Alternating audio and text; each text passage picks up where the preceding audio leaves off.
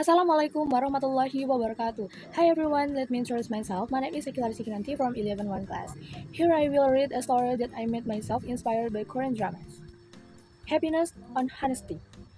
One day, the baby was abandoned by his parents in the bushes. Soon the baby was found by a couple who heard the baby crying. With compassion, they agreed to take and care for the baby like their own biological child. The baby was named Jamin, and the couple also had a 2-year-old son named Geno. When Geno saw that his parents had brought a friend for him, Geno was happy that he wouldn't be alone anymore. He took care of his new brother. In short, 5 years had passed. Geno and Jamin grew up together. They were always together wherever, and we never separated. They also entered elementary school together. However, when one of them, Jamin, quickly mastered the academic field while Geno was more inclined to the non-academic field. At first, their parents always cared about both of them, but now Jamin is the first priority of his parents. It makes Geno jealous that he can be like Jamin, who is smart in the academic field. He had his parents who don't care about him, who is his parents' biological son, and also had Jamin for taking everything he wants. When their parents weren't home, Gino went to take Jamin out to play in the soon-to-open park.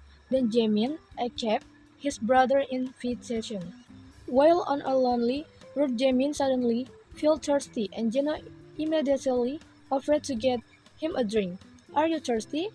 I'll buy it for you. You wait here, Gino said. Jamin insisted on going with Gino, but Gino refused. Gino continued his step and intended to leave Jimin alone and go home. Jimin did not realize that Gino intended to leave him alone. Jimin was alone when suddenly a woman asked him to bring her suitcase to her house, but Jimin insists on not helping her because he didn't know her. Auntie has a nice drink at home. Let's come with Auntie. The woman cooked. Jimin obeyed what the woman said, and it turned out that the woman kidnapped and took Jamin in a warehouse. When he got there, Jamin was immediately locked up, and his hands and feet were tied using cable ties. Jamin regretted so much. He realized too late that he had been deceived by his brother and kidnapped by the woman. Then Jamin decided to stay calm and believed that he could definitely get out of this terrible place. The evil woman had left the warehouse at some point. Jamin didn't know and didn't care where she went. A few minutes later, the evil woman returned to where Jamin was. When she saw that the kidnapped child was asleep, she walked over to Jamin. Jamin, who was sensitive to the sleepless son, woke up to see the evil woman walking toward him and carrying a sharp weapon in the form of a knife. Jamin stiffened and broke out in a cold sweat. It felt like Jamin wanted to burst into tears right then and there, but he realized now was not the right time to cry. Please let me go. I will definitely not report you, Jamin whispered. With feelings of fear and anxiety mixed together, Jamin was terrified of what the evil woman was doing. That woman even wanted to take her own life in a tragic way right in front of Jamin. A minor child had to witness the most painful moment and live a deep difficulty controlling his emotion in his life. With the remaining strength Jamin had, he forced himself to rush out of the place. When Jamin was on his way home, he still vividly imagined what he saw from that place, how a woman did in tragic way. Suddenly Jamin was unconscious and woke up in the hospital. He immediately cried violently and with a feeling of chaos because he kept imagining the day he was kidnapped when he closed his eyes. A few days later, when Jamin was returned to his home, he wanted to rest in his room. Arriving at the room, he found Geno was in his room too, and suddenly Geno yelled at Jamin and said that Jamin was the one who left him when he was kidnapped.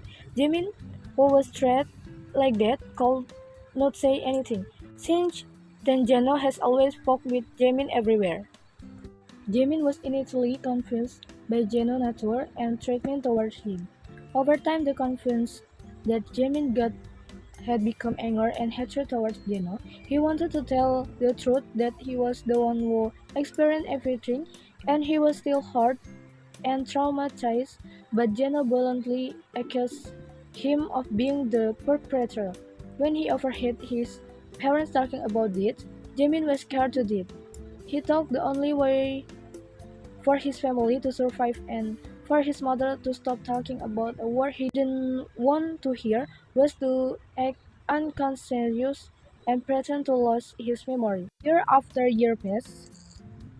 When Jenna and Jamin were 24 years old, the lie that Jamin had kept to himself for so many years was revealed. Suddenly, Jenna remembers that he was the one who left Jamin kidnapped on that day. Jimmy still pretends not to remember anymore, but finally, the truth is revealed.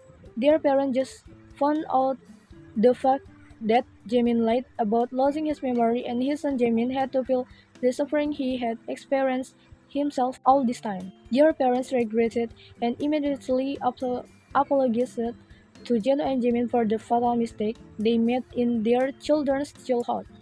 Jimin cries in front of his parents for lying for years. Not with relief, Jimin confessed in front of his parents. He went to see Geno to tell him the truth about the past and the reason why Jimin had to lie to his family. Jimin is truly sorry and has forgiven Geno. While Geno can't believe that Jimin could forgive him so easily, even though he tortured him for so long.